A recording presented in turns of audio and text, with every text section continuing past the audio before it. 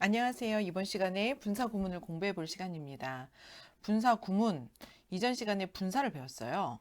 분사하고 분사 구문은 다르다라는 걸 먼저 얘기하고 시작하고 싶은데, 지금 분사 구문이라고 다른 표현을 쓰는 이유는 이것이 부사 역할을 하기 때문이죠. 자, 요거 색깔 잠깐만 바꾸고, 자, 부사 역할을 하게 되는 겁니다. 자, 동사가 ing를 붙여서 부사 역할을 해요. 분사 구문을 만드는 방법. 첫 번째, 능동의 의미일 경우 이렇게 나오는데, 분사 구문이 원래 절에서, 그러니까 절이라고 하는 것은 문장을 말하죠, 여러분. 그래서 문장에서 접속사를 빼고 간단하게 바꾼 형태이기 때문에 맨 처음에 문장을 통해서 볼게요. When I knew the truth, I could be relieved. 요 정도 단어가 좀 어렵나요, 여러분? relieved. 안심되었다. 자, 이게 뭐냐면, 원래 동사가 relieve라는 동사예요. 그러니까 무엇을 덜어내다, 경감시키다 라는 뜻으로 사전에 나와 있어요. relieve. 경감, 좀 어렵죠, 단어가. 그래서 줄여준다. 그래서 내가 마음의 부담이 줄여진 거죠. 어떤 것이 다른 사람의 마음을 줄여준 거기 때문에 안심이 됐어 라고 할 때는 relieved를 씁니다. 그래서 여기 비동사를 쓰고. 자, 그런데 내가 그 사실을 알았을 때, 그래서 그 사실을 몰랐을 때는 좀 불안했는데 알고 나니까 안심이 됐어, 이런 문장이네요. 자, 일단은 문장의 주어가 똑같아요. 자, 여기 나와 있는 문장과 요 주절과 선생님이 좀 주어가 조금 밀렸네. 자, 요거와 요거의 그 주어가 똑같죠? 그러므로 이럴 때는 어떻게 하냐면 요 접속사를 생략해 줄 뿐만이 아니라 이 접속사를 생략해 줄 뿐만이 아니라 주어도 같이 생략을 해줘요. 그래서 요 접속사를 날려버리고 이렇게 날려버리고 그 다음에 이제 요 아이도 같이 날려버리니까 knew the truth라는 표현만 남았죠, 여러분. 그래서 여전히 여기는 이런 식의 이제 주절이 나왔는데 뼈대가 되는 문장이 나왔는데 갑자기 하나의 문장 속에 new라는 표현이 나오면 안 되잖아요. 그래서 이거를 ing를 붙여주는 거예요. 그런데 이런 표현은 없어요. 과거에다가 ing를 붙여준 표현은 없잖아요. 그래서 어떻게 만들어주냐면 항상 ing형은 동사의 원래 형태, 그러니까 원형에다가 ing를 붙여줍니다. 그래서 know에다가 ing를 붙여주면 그 사실을 알고 있으면서 라는 뜻이 돼요. 그러니까 여러분 좀 이제 궁금증이 생기죠? 그러면 여기는 분명히 과거였는데 얘가 동사 원형이 되면서 과거 시간을 나타내는지 현재 시간을 나타내는지 어떻게 알아요? 라고 질문이 들어올 수 있어요. 근데 이 동사가 변화되는 거는 그러니까 즉 동사가 ing를 붙이든 to를 붙이든 그러니까 즉 그것이 ing든 to이든 간에 to이든 간에 상관이 없이 얘는 주절의 시제랑 같다라는 의미예요. 그러니까 얘를 보는 게 아니라 이 주절의 시제를 봤을 때 could be 이게 지금 과거로 썼잖아요. 그러므로 과거의 같은 시간 얘는 동일하게 과거다. 이게 동일하다라는 의미를 전달해줘요. 그래서 안 헷갈리는 거예요. 알겠죠?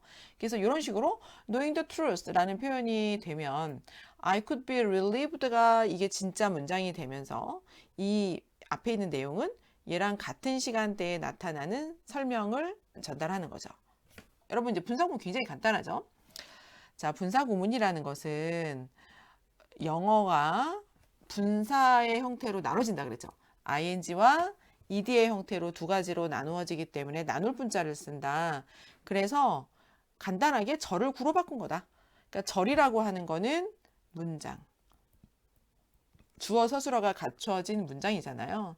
그래서 그것을 간단하게 그러니까 문장을 좀 더 간단하게 말하면서 대화의 효율성을 주는 거죠. 문장이 너무 길어지고 장황해지지 않도록 주로 동사의 상태를 꾸며주면서 동사의 상태라는 것은 이제 그 원래 그 주절 원래 그 뼈대가 되는 문장에서 동작을 나타낼 때 동시에 나타나는 동작을 의미하게 된다. 그리고 해석은 동시에 무엇을 하는 것이니까 주로 뭐뭐 하면서 뭐뭐 함에 따라서 이제 이런 의미로 많이 돼요. 그래서 적당한 접속사를 다양하게 붙여주면 되죠. 그러면 이제 실제로 여러분이 문장을 영작을 하거나 대화를 할 때, 표현할 때 어떤 부분을 염두에 둬야 되냐면 사실은 이제 시간이에요, 시간. 그러니까 이 시제, 동사의 모양을 어떻게 잘 표현해 주느냐. 그리고 이제 여러분이 이제 문장 공부를 할 때 많이 하는 실수가 시제죠. 그러니까 이렇게 주절과 지금 요것이 종속절의 표현이 있을 때 이 주절의 시제는 과거인데 여기는 현재로 쓴다거나 이런 오류가 나와요. 그래서 구와 절 시간에서 예전에 배웠는데 이 종속절의 시간은 다시 한번 좀 복습을 할게요. 종속절에 나타나는 이런 동사의 시제는 반드시 주절과 같거나 그 이전 시제여야 된다. 그러니까 이후가 안 된다는 거예요. 그러니까 동사의 이 원래 문장의 주절의 시제와 같거나 이전이다. 그러니까 여기가 과거니까 똑같이 과거다. 이러던가 과거니까 대과거던가 요것만 되는 거지. 여기가 과거인데 여기가 갑자기 이건 적지 마세요. 여러분 필기할 때 when I know 하고 갑자기 I could라는 표현은 안 맞는다는 거예요. 그러니까 여기는 현재고 여기는 과거고 이것을 한 문장 안에서 그 시제의 불일치다라고 표현을 하거든요. 그래서 시제 일치라는 개념으로 사용을 하는데 시제 일치라는 게 무조건 같아야 된다는 게 아니에요, 여러분. 개 선생님이 부연 설명합니다. 주절과 같거나 이전이 가능하다. 그러므로 시제 일치라는 용어에 낚여서 무조건 같아야 된다라고 생각하지 말고 이전 시제도 가능하다. 요거 두 가지 좀 알아두세요. 이후는 안 된다. 네, 이거 되게 중요한 개념이고요. 여러분이 문법적 오류, 잘못된 것을 찾을 때 꼭 찾아야 되는 경우가 있어요. 그리고 이제 표현을 정확하게 해야 되니까. 자, 이제 박스 안에 있는 거는 뭐냐면 접속사를 표현한 능동분사구문. 자, 한마디로 얘기해서 지금 우리가 배운 이런 분사구문이 있으면 접속사가 없어지는 건데 지금처럼 그러니까 여기는 I was walking down the street 하면서 문장이 나왔고 그 다음에 여기는 walking down the street 하면서 구문의 형태로 됐죠. 그렇다면 원칙대로라면 요 while이 없어져야 돼요. 그런데 접속사를 써주는 경우가 있대요. 이럴 때는 좀 더 친절한 거다. 자, 이게 뭐라고요? 친절하다. 왜냐면 접속사가 아까 선생님이 여기 설명을 보면 동시에 나타난다라고 그랬죠. 동시에 나타나는 동작이다. 그러므로 주로 이제 야 너는 없어지고 자 뭐뭐 하면서라는 뜻이 된다 그랬는데 뭐뭐 하면서 뭐 while 같은 것도 되고 또 때로는 바로 그 직전에 또 바로 뭐뭐한 후에 이제 이런 표현이 조금 헷갈리는 거죠. 그래서 약간의 시간차를 두고 이런 문장이 있을 때는 before를 써줘야지만 문맥이 좀 더 정확해지죠. 그래서 정확한 내용을 주기 위해서 친절하게 접속사를 써준다. 이해됐죠? 그래서 예문을 한번 볼까요? Before I left for work, I ate breakfast. 내가 일터에 출발하기 전에 나는 아침을 먹었다. 둘 다 과거네요. 시제일치 아주 잘 지켜줬어요. 만약에 이제 before이 없다면, 이제 이 부분이 없다면 그 일터를 떠나면서 나는 먹었다라는 내용이 될 수 있겠죠. 그러니까 가끔 이제 수업하는 학생들도 막 학원 끝나고 바로 다음 시간으로 이동할 때 엄마가 막 차에서 픽업하면서 준비해 놓은 뭐 김밥, 삼각김밥, 샌드위치 이렇게 주면서 먹을 때 있잖아요. 그런 느낌이 될 수 있잖아요. 그래서 이때는 혼란을 줄 수 있으니까 일터에 떠나면서 아침을 먹었어? 그러니까 일터로 떠나면서 이동 중에 뭐 이거 좀 이상하다. 그 직전에. 그러므로 여기는 접속사를 써주는 게 좋고 after getting out of class, I always feel like I should go home. 내가 수업이 끝나고 나간 직후에 나는 집에 가야 될 것 같은 느낌이 들었어. 항상 그랬대요. feel like ing, feel like. 자, 여기에는 대시 생략된 겁니다, 여러분. 문장이 들어갔으니까.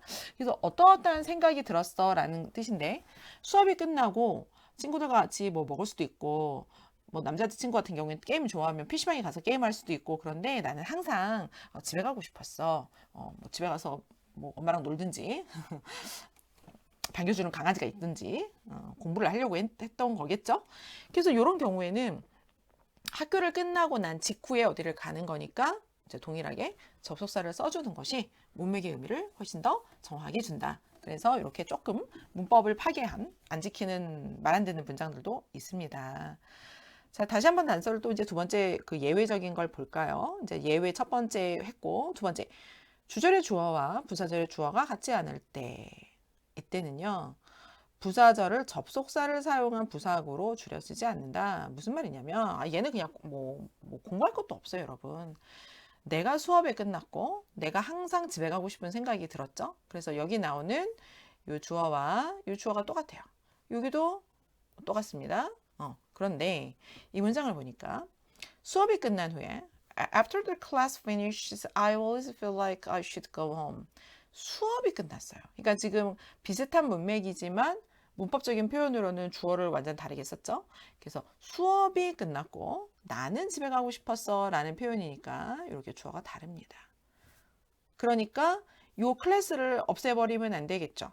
없애버리면 안 되기 때문에 굳이 얘를 꼭 써주고 이렇게 ing를 막 써주고 하느니 이 경우에는 그냥 항상 어떤 형태로 그냥 절의 형태를 좀 고집을 하겠다 이런 거죠.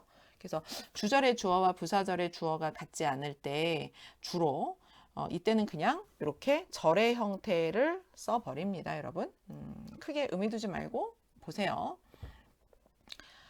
자, 이제는 수동의 의미일 때는 아까 내용과 이제 좀 다른 게 내가 무엇을 한다는 것과 당한다는 것이 다르거든요. 그래서 이 부분의 이해를 돕기 위해서 수동태를 한번 공부하고 오시는 게 좋겠어요.